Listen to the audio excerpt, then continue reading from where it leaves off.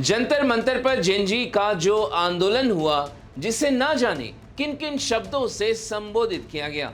धर्मेंद्र प्रधान ने छात्रों को दहशतगर्द कहा, कंगना रनौत ने गटर छाप, तो बीजेपी के राष्ट्रीय अध्यक्ष नितिन नवीन ने एंटी एस्टैब्लिशमेंट की संज्ञा दी।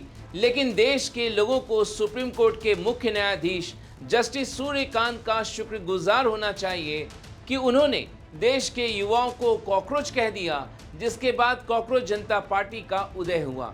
सीजेपी के जंतर मंतर पर हुए आंदोलन ने लोगों की सोई हुई जमीर को जगा दिया। लोकतंत्र में जनता के क्या अधिकार होते हैं उसे समझा दिया। केवल मन की बात सुनना ही नहीं, बल्कि मन की बात बताना भी लोकतंत्र का हिस्सा है।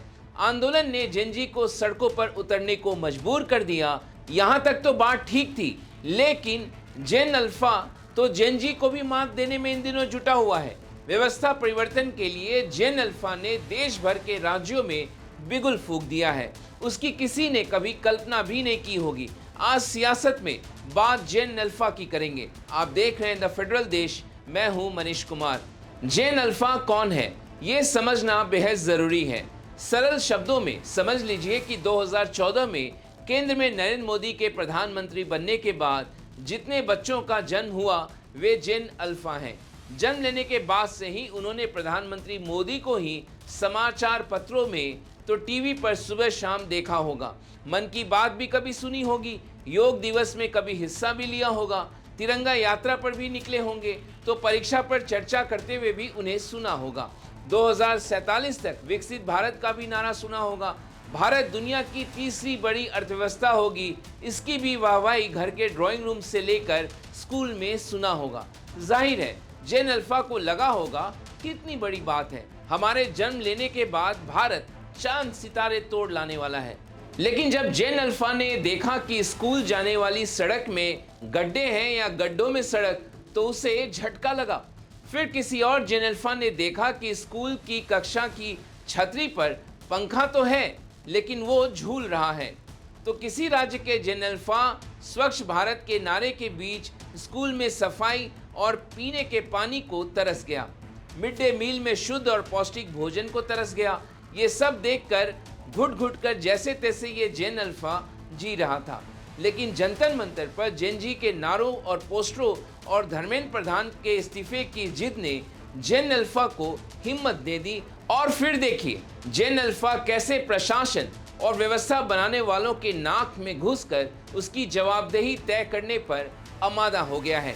पहले ये तस्वीर देखिए उत्तर प्रदेश के हमीरपुर की ग्राम पंचायत चंदूपुर में स्कूली बच्चों ने कलेक्ट्रेट पर ही धावा बोल दिया।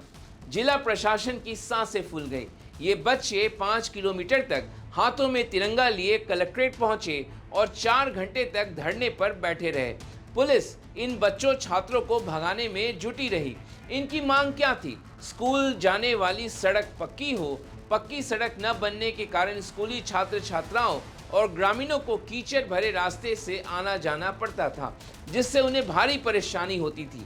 जेन अल्फा के इस प्रदर्शन के बाद प्रशासन हरकत में आया। अधिकारियों की टीम गांव पहुंचकर सड़क निर्माण के लिए सर्वे में जुट गई, जिससे जल्द ही पक्की सड़क निर्माण शुरू होने की उम्मीद अब जग गई है।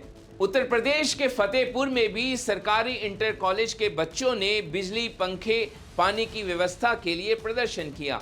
राजस्थान में छात्रों ने शिक्षकों की कमी, खराब स्कूल भवन और दूसरी बुनियादी सुविधाओं के लिए प्रदर्शन किया। इन छात्रों ने पढ़ने के लिए ठीक स्कूल और शिक्षक देने की मांग की।